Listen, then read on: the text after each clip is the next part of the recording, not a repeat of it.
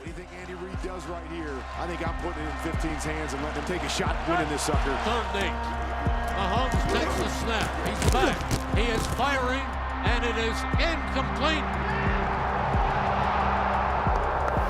But there's a penalty flag thrown. What they call? Holding! Holding! Holding! And I think it's going to be defensive holding against the Eagles. You are right. Prior to the pass, holding, number 24, defense, 5-yard penalty, automatic, first down. It's game. They're going to call that? It's game. Eagles worked so hard to come here. They had an outstanding season.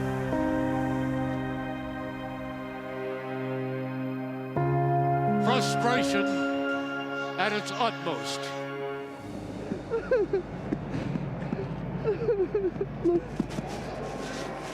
I love you. I love you.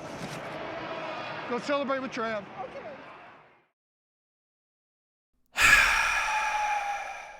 It's been about 6 months or so since this game took place, and it still hurts to even talk about or look at any footage from this event that occurred on February 12th, 2023. I look back on this game that happened, and it just reminds me of how fortunate I am to be an Eagles fan under Jeffrey Lurie's ownership. I got to witness my team go to 3 Super Bowls in my lifetime. And look, I'm always going to be happy about what happened on February 4th, 2018. But man, to see how close we actually were to winning this game is just so tough to watch. I mean, it's not as bad as blowing a huge lead, sorry Falcons fans, or anything like that, but thinking how overjoyed I was heading into halftime of that game with everything that was going on. The Birds were up 24-14. The team, after a somewhat slow start, was starting to find its groove. Patrick Mahomes re-injured his ankle, and it seemed all signs were pretty much pointing to a second parade down Broad Street for the Eagles. And then the second half of this game happened. Let me make a few things clear. I will always appreciate what Andy Reid did for the Eagles to at least make them a contender for all those years. A man who once coached so many winning seasons in Philly but never actually getting the job done. To see him not only win 1, but 2 Super Bowls and finally validating himself as one of the true greatest head coaches in NFL history, Big Red can chow down on all the cheeseburgers he desires. The man has earned it. I'm happy for guys like Isaiah Pacheco, a man who I saw firsthand electrify at Rutgers games. As a physical downfield runner, and I'll always have a soft spot in my heart for guys like that from that school who make it big into the NFL. You know, still being from New Jersey and all. I'm happy for Jason's brother Travis Kelce winning another ring and establishing himself as quite possibly the greatest tight end of all time. He's coming for your legacy, Gronk. This man just makes the most clutch catches and knows how to get true separation off a defender, even with his tremendous size. I mean, it's gotta be tough to beat your brother in the Super Bowl. We had something like that over 10 years ago with Jim and John Harbaugh. Shout out to Jason and Travis's podcast, New Heights, by the way. It's great and also quite hilarious. Who the fuck is that guy?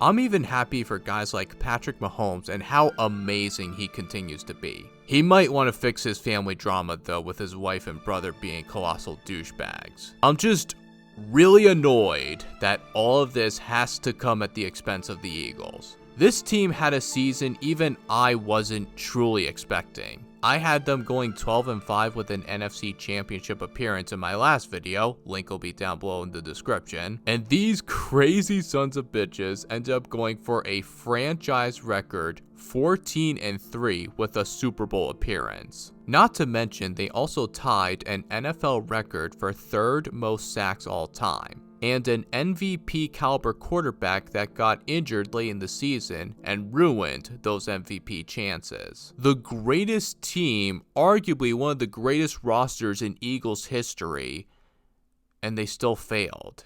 It wasn't the field conditions in Arizona, which, by the way, if you think it's going to get better in next year's Super Bowl in Las Vegas, well, I'm afraid I've got some bad news. It simply came down to them not executing down the stretch. The offense played mostly well. The defense, on the other hand, didn't even bother to show up, and the special teams, with the exception of Jake Elliott, were also pretty bad. It's basically the 2004 Eagles all over again. A team with an incredibly talented roster that fell short due to turnovers and piss-poor clock management by Andy Reid all those years ago. Very ironic, since he was able to actually show his experience in the last Super Bowl with his play calling style. I was honestly too young to remember that game back in 04-05, and to be honest, I was actually more interested in playing NBA Street Volume 2 on my old shitty Panasonic TV than watching this game, since I had issues back then.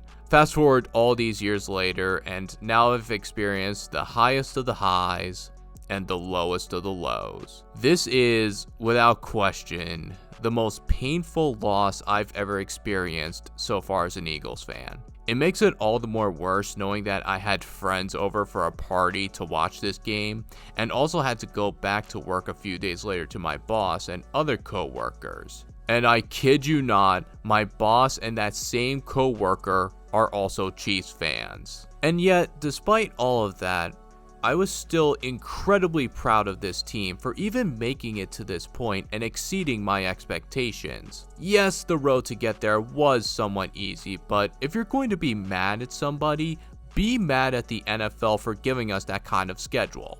Seriously, it's like people actually believe we made that schedule ourselves. Well, now we're actually going to have, on paper at least, the hardest schedule for the 2023 NFL season. So I wonder what the excuse is going to be this time if the Eagles still do well. So, where do we go from here? It's simple. You put your head down and you get right back to work. No distractions, no nothing. Just try again next year.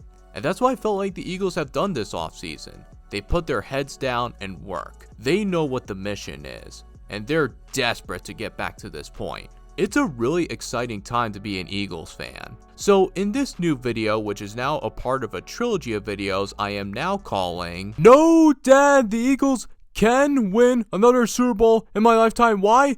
Why won't you look at me? And proceed to explain how once again, even now more than ever, this team intrigues me. First off, losing not just one, but both offensive and defensive coordinators in one season is tough on any team. Shane Steichen decided to take the head coaching opportunity with the Indianapolis Colts. I think Indy definitely got a good candidate for their future, especially drafting Anthony Richardson out of Florida instead of going back onto the old quarterback carousel in the hopes of an old, aging veteran working out. He even seemed quite emotional in his introductory press conference and really felt bad about leaving his former team behind. He felt like there was a lot of unfinished business there. Howie, Jeffrey, and company replaced him with Brian Johnson, the quarterback's coach of this team, and a man who does know Jalen quite well and should be a good replacement with a similar style of offense that you saw in the 2022 season. I wish I could say all these nice things about that other guy as I do with Shane Steichen, however... You done fucked up now!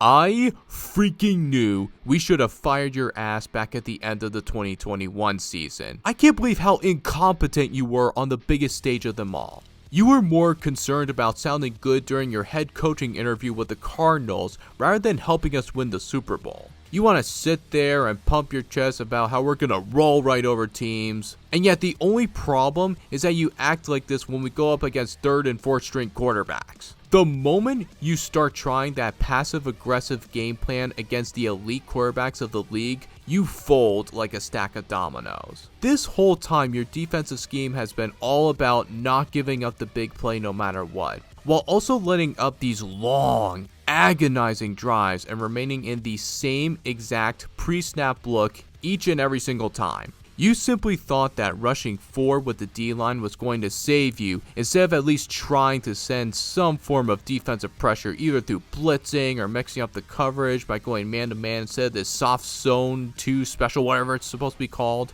I know you're not one to blitz a lot, but Jesus Christ, you could have done something, literally anything different than what you did in that game. I won't bore you guys with all the details, but I do have this link to a video made by Billy Stevens in regards to how badly Jonathan Gannon got exposed by Andy Reid during the Super Bowl. But even watching that video, you could tell how preventative Gannon was to adjusting to what Andy Reid was doing. How do you not realize that Andy Reid is the king of calling these swing/screen passes? I hope the Cardinals lose every single game this year and become the NFL's first 0-17 team in history. It has nothing to do with that fan base or even the team itself. And let's be honest, they're pretty much letting us know that they're trying to tank when they release DeAndre Hopkins. I just simply want Jonathan Gannon to suffer for what he did to this team and his lack of effort with having this defense prepared to show out. The freaking Chiefs had more sacks in that game. You're telling me that one of the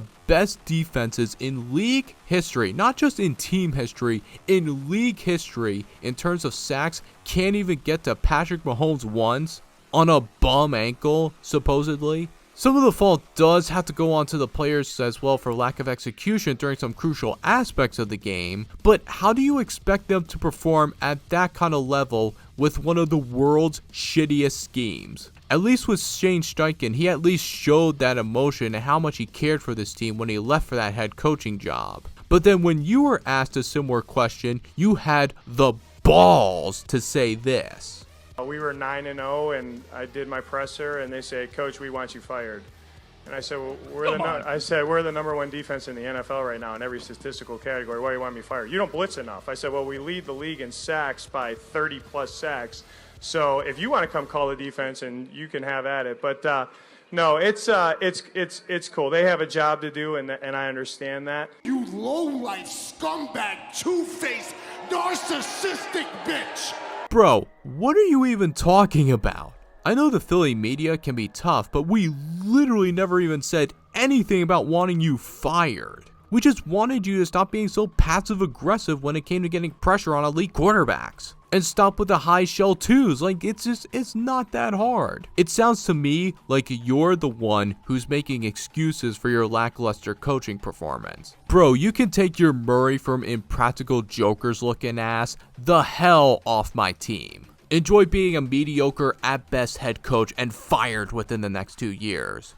You bum. So now you need replacements for both the offensive and defensive coordinator spots. Brian Johnson already has that covered for the offense, and so now he's going to run the same kind of scheme that Nick Sirianni wants him to. Speaking of which, Nick Sirianni is a man who has come leaps and bounds since his disastrous introductory press conference, and someone who honestly should have been the coach of the year, especially since he beat the quote-unquote coach of the year 3 times in a row last season. But, you know, the NFL's gotta maintain its narratives because the shield is never wrong. This past season, Nick Sirianni decided to let go of some of the reins that he had and let his coordinators do their thing. He'll still have his input, but by allowing that space to let the coaches coach while he controls the team morale and spirit with his flower speeches, it makes it all work. Seriously though, Nick has truly grown into one of the better coaches in the league, with the identity of fundamentals and accountability being at the forefront of his football philosophy. I feel like he's finally starting to get it and hopefully continues down the same path as a more confident, outspoken head coach that other teams' fan bases can get mad at because their own teams are hot garbage. He's only a second-year head coach that just led his team to the Super Bowl, the second head coach in Eagles history to do so. Only difference is that, unlike Doug Peterson, he did not win that elusive ring and ended up getting memed to death for crying during the national anthem. I mean, I can't say I blame him though. That man had the voice of a country angel. I'm still not into country music, by the way, guys. I tried it. It's not for me. It's crazy to think that he ended up being one of the best coaches hired in that 2021 class. So now he'll have to try that all over again with Brian Johnson and a new defensive coordinator from the team.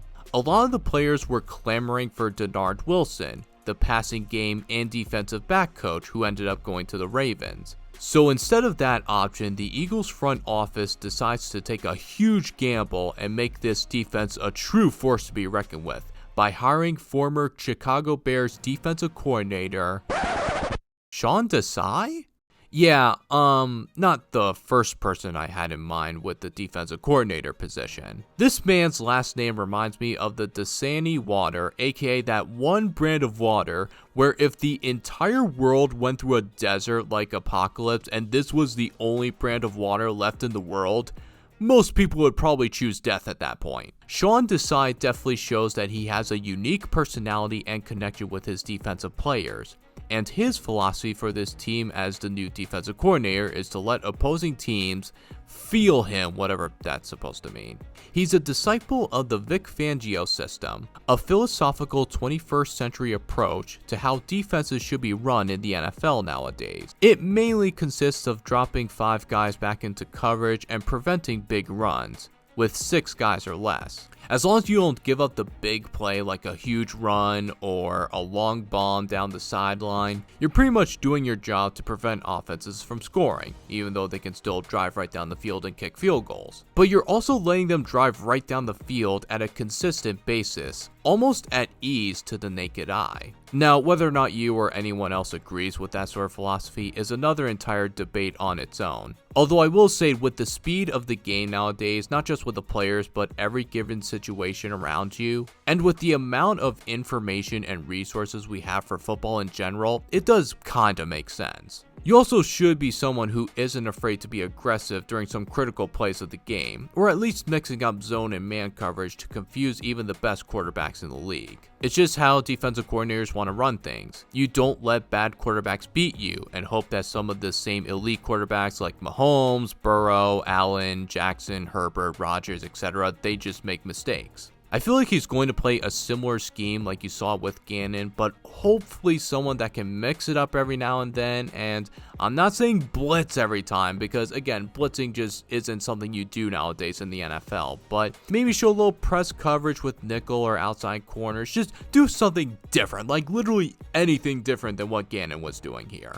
I don't know, but I will definitely give Sean a chance to see what he can do. There is also a nice video I found by Gate City Sports Talk that will also leave down below in the description for a more in-depth look at what a Sean Desai defense could look like. I was somewhat skeptical with the Nick Sirianni hire, and that whole press conference really did not help morale, but you are probably going to experience growing pains at first, and hopefully Sean can prove that he is one of the better defensive coordinators out there. Only time will tell. Another issue was definitely the special teams, especially with letting Kadarius Toney of all people break off the longest punt return in Super Bowl history. It still boggles my mind that a guy like Michael Clay can somehow keep his job, but they can let guys like Denard Wilson walk. I mean, maybe this is just me nitpicking a little bit, but then again, letting Kadarius Toney and Sky Moore just go off in the biggest game of the year, I mean, can you really blame me? But you also gotta have a good scheme and understanding of what you want to be as a team, and if that part lacks identity, it's going to be tough to establish yourself on the field. It's like when you have a car, right, and the engine just stops working. You can't really have the car function properly if you don't have everything on the same page and running smoothly. I know that's probably a terrible example, but you know what I mean, okay? Just please tell me you know what I mean. The Eagles had to clear up some cap space heading into the 2023 season, so it was tough to let some of those players go, such as Boobie Miles Sanders, TJ Edwards, and Javon Hargrave. The Miles Sanders situation is tough because 2022 was finally the year that he truly broke out, having his first 1,000-yard rushing season and first-time Pro Bowler in his career. You unfortunately cannot keep everybody though, as he ended up signing with the Panthers. Losing Javon Hargrave though was really tough, especially since he went to that same crybaby franchise over in San Fran. This man basically pulled a reverse Kevin Durant and made that already great defense even more terrifying. The Eagles signed the core players by giving Fletcher Cox, Jason Kelce, Brandon Graham, and Boston Scott all one-year deals as well. The gang is all back together for another ride, especially having someone like Graham who came off an Achilles tear and still somehow managed to get 10 plus sacks last season, which is insane to think about. The fact that he wasn't even nominated as a comeback player of the year is asinine. Plus, he'll always have a special place in my heart for what I like to call the hand of God strip sack on Tom Brady in Super Bowl 52. Him and his infectious personality makes him a true Philadelphia icon. Then we had to re-sign some of the key secondary players, which was going to be tough, especially given the cap at the time. Darius Slay was going to test out the free agency market, but then ended up re-signing with the team on a 2-year deal. I know he's getting up there in age, but he's still one of the best corners in the league. I mean, he at least finally got to play in a Super Bowl. Now it's time to finally get that man his first ring. And hopefully he stops arguing with people on Twitter about his playstyle. It was also quite surprising to see James Bradberry re-signing on a 3-year deal. He took ownership and responsibility for that holding call on Juju, but continues to be a premier lockdown defender in the league. Now all we needed was for the man himself to re-sign. CJ Gardner-Johnson. He took a 1-year deal last season, but with the way this secondary is shaping up, having him back on the team can give the Birds one of the best secondaries since 2004. He was a true playmaker as a hybrid safety, and his swagger and brash confidence will guide this team to another... What do you mean he just signed with the Lions? And on a 1-year, $8 million deal as well? He could have taken that same exact offer that we were going to give him. He seriously thought his value was higher? Bro, it's a cap league. What kind of money were you expecting? His agent really dropped the ball on that one. Well, it is your decision, CJ, but thank you for your contributions to this team. Best of luck in Detroit. And please, for the love of God, stay healthy. We might need at least a solid replacement with CJ leaving. So Howie decided to give Terrell Edmunds a try, a 2018 first-round draft pick who has had a steady career over in Pittsburgh. While he's not really known for making the splash kind of play like we saw with CJ Gardner-Johnson last season, he is a solid piece who has been extremely effective and reliable at his position. He's more of a stopgap option with the potential to be a long-term fixture if he plays well. Nicholas Morrow was also signed on a 1-year deal to help out with the linebacking core. The former Chicago Bear is another decent, versatile player that can line up at the Mike, Will, and Sam positions. He's a guy with a lot of upside after coming off one of his best seasons that he's had in his entire career. Plus, the connection he has with Sean Desai should help him to adjust. A unique signing to the team came with Marcus Mariota signed up as the backup just as an insurance policy with Jalen Hurts. Funny story when it comes to Marcus Mariota here. Back in 2015, when Chip Kelly was doing his best Dave Gettleman impression trying to ruin this franchise, it was rumored that the Eagles were going to trade up multiple first-round picks and then some to move up to the number 2 overall selection in that year's draft to select Marcus Mariota. Thank Christ that trade never went through and he ended up in Tennessee, where he's had a mediocre career at best since. From the games that I've seen him play last year with the Falcons, I really did not think he was all that bad. And while I hope that it's nothing like a Nick Foles situation where he has to come in late into the season to save the day, he still has that mobility that can work in this kind of offense. He is a much better runner than he is a passer, if we're being honest.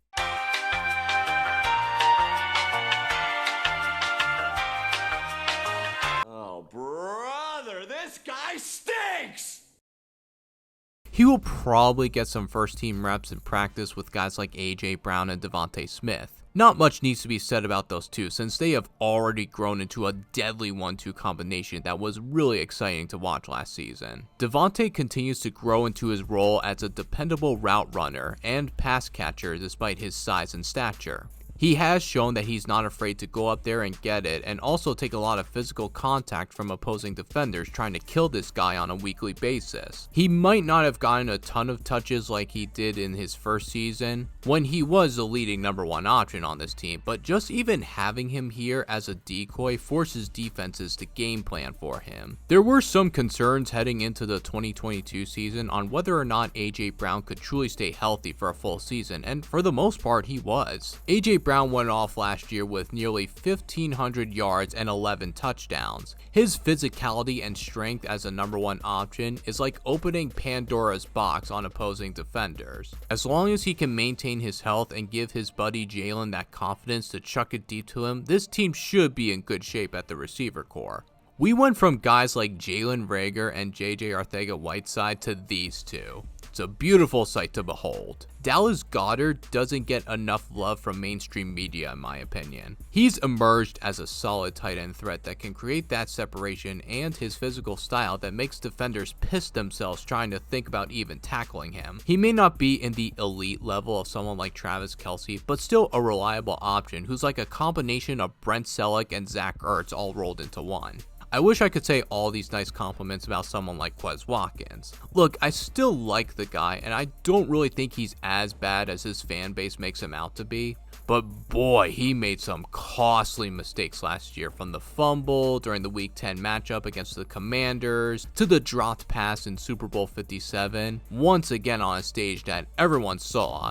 And God, people really love reminding me how the Eagles lost in the Super Bowl, don't they? Quez is a speedster who excels in open field type situations, but struggles immensely when going up for those 50-50 balls. In the last video I made, I told everyone to give Jalen Reagor a chance, and he ended up getting traded.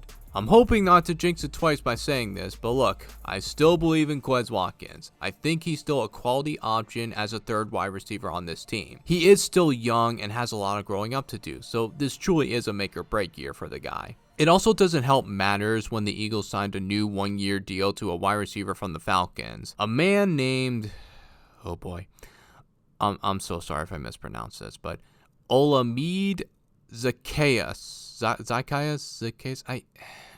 Yeah, I'm not even gonna try. I'm just gonna call him OZ. Another underrated receiver who could be a replacement for Zach Pascal, or even take over Quez's job in the future. Ball's in your court now, Quez. Let's see how you handle this. The Eagles do also need some help at the running back position with Miles Sanders being gone. I like Boston Scott and my boy Big 14 Kenneth Gainwell. Big 14, what the fuck going on? But you really cannot depend on those two to carry the rock. I mean, I know we also technically count Jalen Hurts as like a third running back option, but, you know, we also need some help in the backfield. So instead, the Eagles decided to take Rashad Penny on a one-year deal as well. A lot of one-year deals going on around here. Rashad Penny has all the tools necessary to be one of the best running backs in the league. When he's healthy, of course. But it could potentially be a huge steal, especially behind one of the best O-lines in football. He even pointed out that the medical staff on this team is one of the reasons that he signed. Speaking of O-line, man, it is honestly so amazing how Jeff Stoutland continues to develop some of the best linemen out there. He's probably too old to be a head coach anymore, but we gotta give this man his flowers for his coaching abilities, especially with all the injuries the past few seasons with some of our O-linemen that he had to deal with. Then it was time for the 2023 NFL Draft. The Eagles traded up one spot to the 9th overall pick with the Chicago Bears and gave up a future 4th round pick to select defensive tackle Jalen Carter from Georgia. He's arguably one of, if not the most talented prospect in this year's draft. The main reason no one picked him up sooner is because of the man's need for speed. The night after Georgia won its second national title, him and one of his fellow teammates decided to partake in some illegal street racing, and one of Jalen's teammates ended up getting killed. Jalen Carter ended up fleeing the scene as well, and that led to a warrant for his arrest. Jalen finally turned himself back in March earlier this year and pled no contest, released on a $4,000 bond, and was given 12 months of probation, along with a $1,000 fine and 80 hours of community service. He should hopefully learn his lesson by now, but what does concern me is how he was cited for speeding 3 times during his fall semester at Georgia. This man needs to just relax a little bit when it comes to driving, because he's going to end up pulling a Henry Ruggs and get himself or someone else killed as well. He's too talented to be doing stupid stuff like this. So hopefully he can keep his nose clean and learn from a group of veterans who can guide him to success. So in the event that Jalen Carter for some bizarre reason does not happen to work out, the Eagles decided to have a backup plan just in case things go south. Enter Nolan Smith, a linebacker slash edge rusher from Georgia, because we really love our Georgia players, don't we? Who has an explosive type of ability, much similar to that of Hassan Reddick. Hassan Reddick was easily my favorite defensive lineman from last year's team, as he's basically become the Eagles' version of Micah Parsons, with how quickly he can come off the edge. His motor is unlike anything I've ever seen, and Nolan Smith's got a lot of those comparisons as well. Much like Brandon Graham, Nolan Smith has a bright, infectious smile that lights up a room, and is quite a complimentary lineman to have. He may be undersized for the prototypical defensive lineman, standing at only 6'4", 240 pounds, but then again, Jason Kelce is also considered undersized as a center, and he's one of the greatest offensive linemen of all time, future Hall of Famer. I'm excited for this pick and believe Nolan does have a lot of positive energy around him that can really help this defense out. He better be, because the last time the Eagles drafted a defensive lineman with the last name of Smith back in 2014, it did not go so well. In the second and third round of the draft, the Eagles beefed up the offensive line by adding another offensive tackle, Tyler Steen. It'll be interesting to see how they try and replace the former right guard Isaac Seumalo, who ended up with the Steelers. You better take good care of him, Pittsburgh. But I trust Jeff Stoutland to have a plan with that position and develop Steen into a formidable blocking option. With the back-to-back picks the Eagles had, they also selected Sidney Brown from Illinois. He's a hard-hitting safety who has an inspirational story with his brother, both from Canada, and now both of them are playing on a national level. He's an effective blitzed and high-energy defender with the patience against the run, though he does tend to over-pursue tackles every now and then. On day 3 of the NFL draft, another Bulldog was taken off the board in Kelly Ringo, the man whose interception in the national title game sealed Georgia's first national title win in school's history. He'll probably be competing for a backup role with Darius Slay and James Bradbury starting, maybe confirmed to a safety, who knows? I mean, Ringo was considered the genius on the Beatles, so, you know, maybe the same can be applied for this guy. They also drafted quarterback Tanner McKee and defensive tackle Moro Ojomo. Yep, nice and simple, you know, the Eagles. I mean, seriously, it's not like the Eagles did anything crazy on like day 3 of the NFL draft or anything like that. I mean, get out here with that crazy talk, folks. I mean, that would just be ridiculous. We've got some breaking news out of the NFL. The Lions are trading DeAndre Swift to the Philadelphia Eagles. The Detroit Lions made a huge trade by sending talented running back DeAndre Swift to the Eagles for a 4th and 7th round pick. One of the most talented running backs out there, and a man that I traded for my own fantasy football team last season. Yes, I am aware of the injury history with Swift as well, but when he's on the field, he's one of the most explosive running backs out there. Blazing speed, ability to cut on a dime, with benefiting from a great offensive line that can dominate in the trenches and give Swift those gaps he can run through. Even if he does not get as many carries as he did in Detroit, he can still be a reliable option with his pass catching abilities. And oh, by the way, he played his college ball at, you guessed it, Georgia. The Eagles are really taking this whole dog mentality thing a little bit too seriously. And that's exactly what Howie Roseman has done with drafting all these Bulldogs. He's not really thrilled about it either. I mean, he is a Florida Gator fan. You know, I'm a Florida Gator. Do you know how much this hurts my soul to take all these Georgia Bulldogs?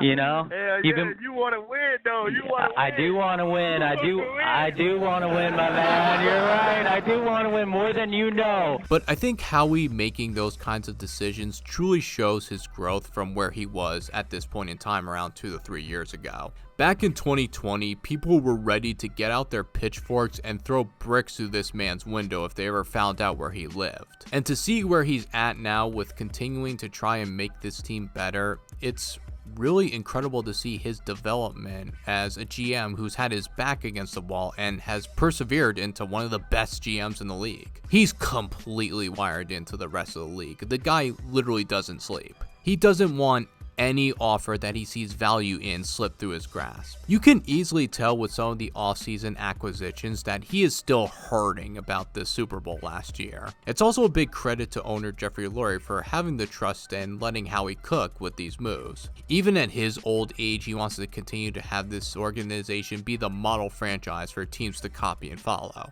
And also, the Eagles have had like the least amount of arrests since like 2000 or something like that. So yeah, I would say he's done a fairly decent job of keeping those players intact. And there is one last person I do want to talk about. The most important piece to this whole team, or to any other team in the NFL, our true MVP, Jalen Hurts.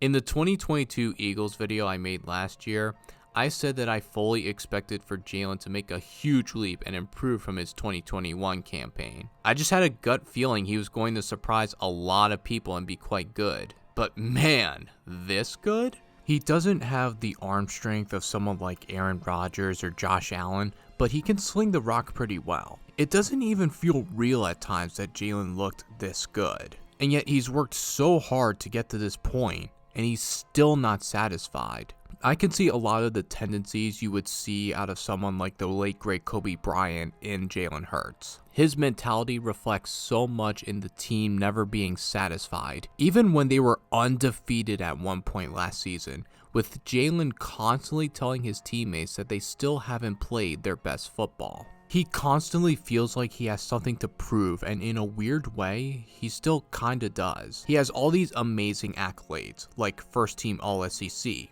first team All-Big 12, 2018 Sugar Bowl Offensive MVP, and even last season becoming a second team All-Pro, named a Pro Bowler for the first time in his career, and even winning the Burt Bell Award. But there's also that one lingering goal that he's always wanted in his life: to win a championship on his own. He technically is a national champion, but as everyone knows, Tua had to come in at halftime in order to give Alabama that win. And then the following year, Jalen came in when Tua went down. Jalen desperately wants to win a Super Bowl and prove that he can do it on his own. And he's got a great chance to pull it off. It may have been an easier road than usual to get there, but, you know, last year, again, was just kind of weird. Geno Smith won Comeback Player of the Year. Geno Smith. The NFL needs to get better scriptwriters. I feel like Jalen can do it, but I also would like to see if he's able to pull off these kinds of performances on a consistent basis. I do truly believe that, and so does the front office, since they're willing to give this man a record-breaking 5-year deal worth up to $255 million with $110 million guaranteed, and $179 million guaranteed just in case something happens or if he goes down. I really want to see Jalen get another shot. Yes, the fumble that Jalen Hurts had in the Super Bowl was bad.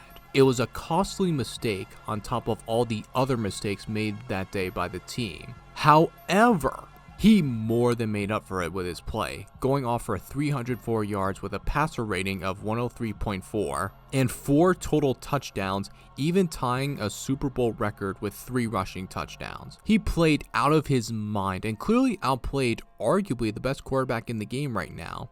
And yet, despite all the stats, he still lost.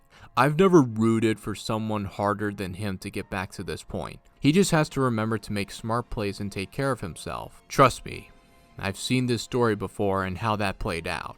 Now look, I'm not trying to compare the two of Carson Wentz and Jalen Hurts to one another, since they both have completely different styles of play. I don't think people realize how big of a gamble that was for Howie Roseman. At the time, the Eagles needed so much help in so many other places, and he took the Oklahoma guy that got benched for Tua. Jalen's a much stronger guy mentally. He's more of a leader than Carson was. His teammates trust him way more.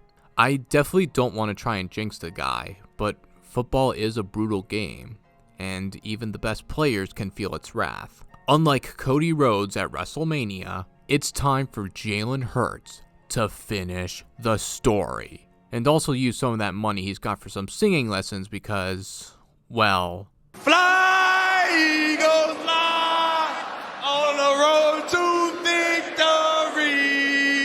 I mean, at least it's better than his acting, right? Now, I really want to see you there tonight, though, if you got the time. Ugh, don't quit your day job, Jalen. Seriously, I'm sorry, but I just gotta call it like it is. So with all of this happening, you would then think that the Eagles might have another shot this year.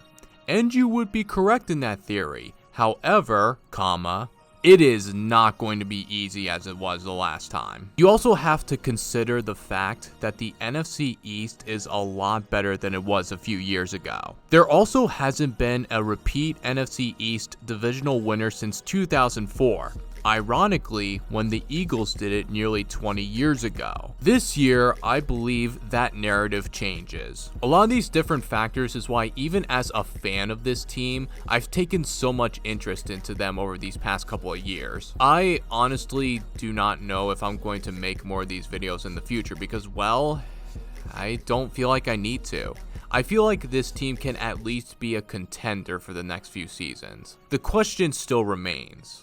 Are the Eagles built to battle history? The last NFC team to lose in the Super Bowl and make it back to the same game the following year was the 1974 Minnesota Vikings. And in this league, anything can happen. Seeing how well the Eagles played last year with this roster still mostly intact, you can't seriously sit there and tell me that this team isn't good enough to compete with the NFL's elite. I am still excited for this upcoming season, despite all the NFL's drama, because I desperately want to see how they respond. Are they going to have a Super Bowl hangover, or are they going to have the fire and willpower to make it back to the Super Bowl? When I first started this mini project of mine back in 2021, I thought this process was going to take at least 5 seasons for this team to get back to where they once were. It's been fun to see how much they've progressed since I've made that first video.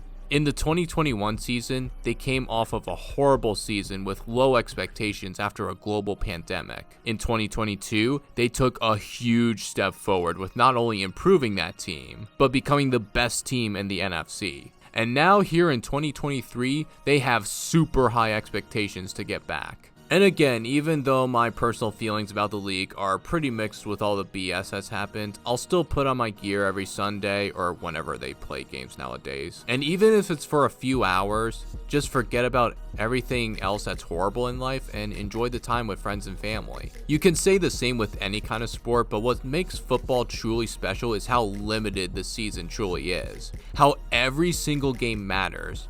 And that also includes the time that we have here on Earth, spending it with the ones we care about. So about this upcoming season, I'm really not sure. I have no idea what to expect. I mean, if you were to point a gun to my head and force me to do a record prediction, I would probably go with either 12-5 or 11-6, which is a step back from last season, which isn't a bad thing. The Eagles are going to have a massive target on their backs, with everyone gunning for them and giving this team their very best each week. Logically speaking, the Eagles should not even be at this point in time, considering where they were a few seasons ago. Yes, I know they're the third-on favorites to win the Super Bowl, but that all means nothing once you strap on that helmet and actually play the games. But you know what?